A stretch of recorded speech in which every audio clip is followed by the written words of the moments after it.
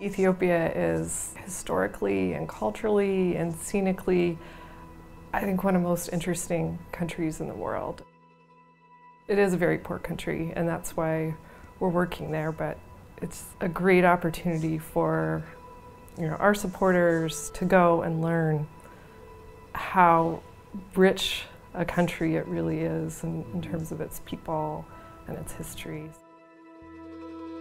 Poorest is a nonprofit organization. We're based in Seattle, and we help people in poor countries build water systems and toilets and learn about ways that they can use those systems to make themselves healthier.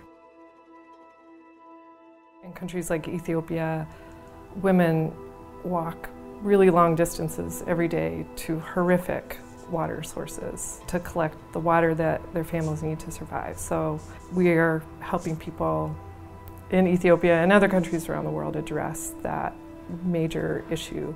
With Water First, there was two areas I liked about it. One is it's producing and helping people produce clean water, but it really benefits women and girls, because the women and girls in those villages, instead of going to work or going to school, are carrying water back and forth. And when I was over there, just seeing the girls and seeing the mothers, it was heart-wrenching that they can't spend the same amount of time in school every day because they're carrying this water back and forth. So it really sunk in for me that this was a perfect organization to work with.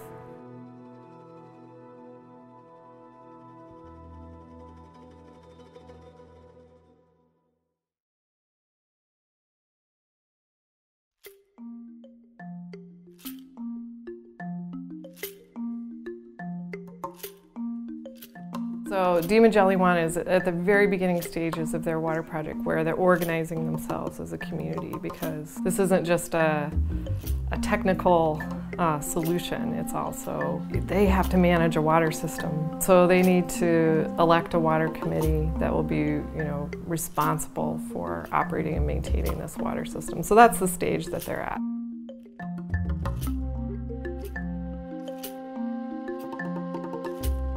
And we went down to the river to collect the water, and there's cows upstream standing in the water, and that kind of just hit home, like how unclean this water was that they're using for drinking and cleaning and everything. I was like so taken back.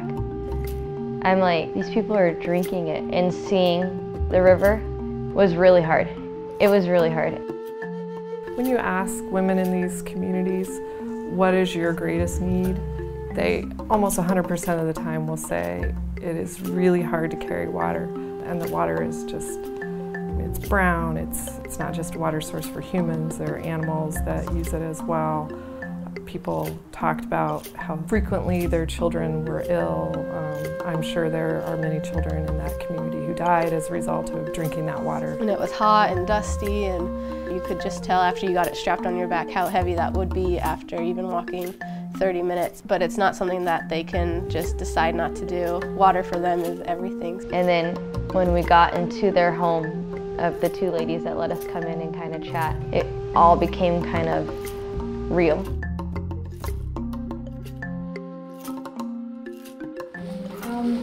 How long does their walk normally take for water, like on average? Both sides, they spend about 1 hour. 1 hour. Yeah. Do they only do that once a day, or do they do it all day? How many? She says that we go or we collect water 3 times per day, sometimes more than 3. Okay. Do they use that water for drinking? This water? That river Yeah. water. Drinking too, or just washing and... She says it is just for drinking. Yes. That's for drinking. The women, their demeanor, they're so shy and humble, and it's really almost inspiring because you know what they go through every single day, and they kind of act like it's really no big deal, it's just what they do.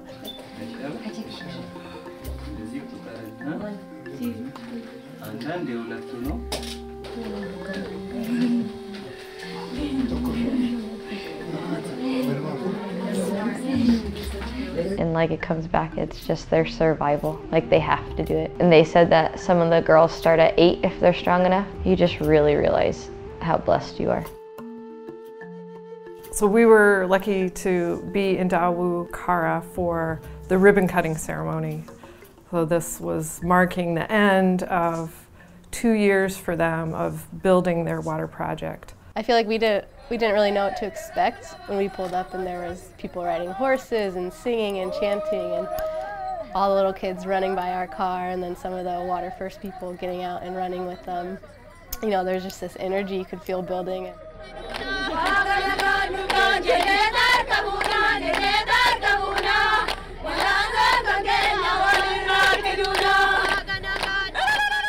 The new water system now is a drilled well that pumps water up to a water storage tank, and then the water flows by gravity to different public water points so that no one in the community has to walk very far for water anymore. Just knowing that it will change entire villages. Whatever opportunities it brings, it just brings them life, which is like the most important thing.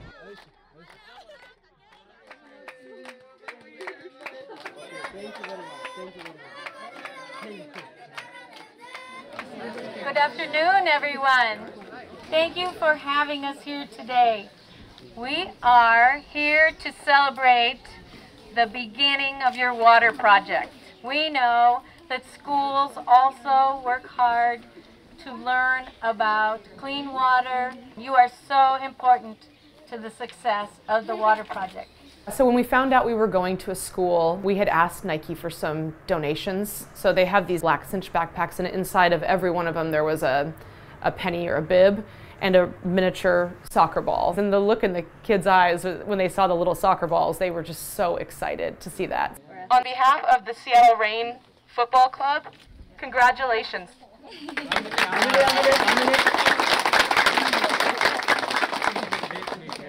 Being able to give the school some supplies and soccer balls and that is always really cool to see the kids' faces light up. From there, we called upon all of the girls. It was a girls-only soccer game.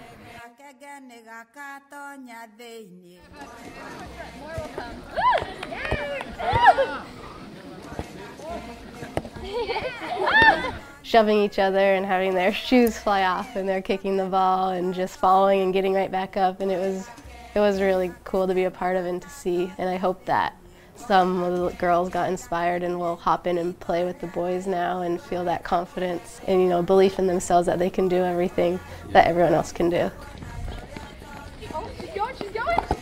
I'm like sitting here and I'm like, I'm so happy that like one day we got to play with them and they didn't have to worry and they had like their adolescence back. And it's so fun to be able to empower them through the sport of soccer. And I think it's helped me really stay humble when I do these things. Watching them just come out of their shells like that and see that that's inside of them and that they loved it and had so much fun, I thought was, I mean, that was the best day.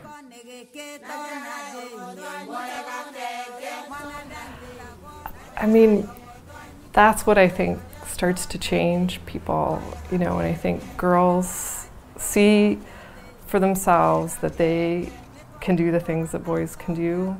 So I just love activities like that that allow girls an opportunity to see that they can do it too. Nothing yells women's empowerment more than that. So the connection with Water First, I think, for the empowering girls and women was the biggest thing for me.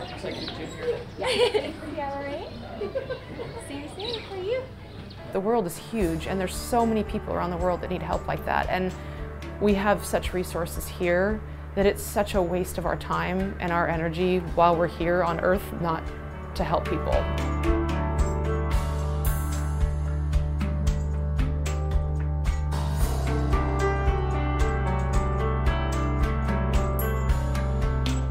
After this trip, I fully can kind of understand how much of a difference fresh water in these villages can make for the women and the families. And definitely hit home for me, and now that I am back home, every time I turn on the water I do think about it, and I'll think about it for the rest of my life probably.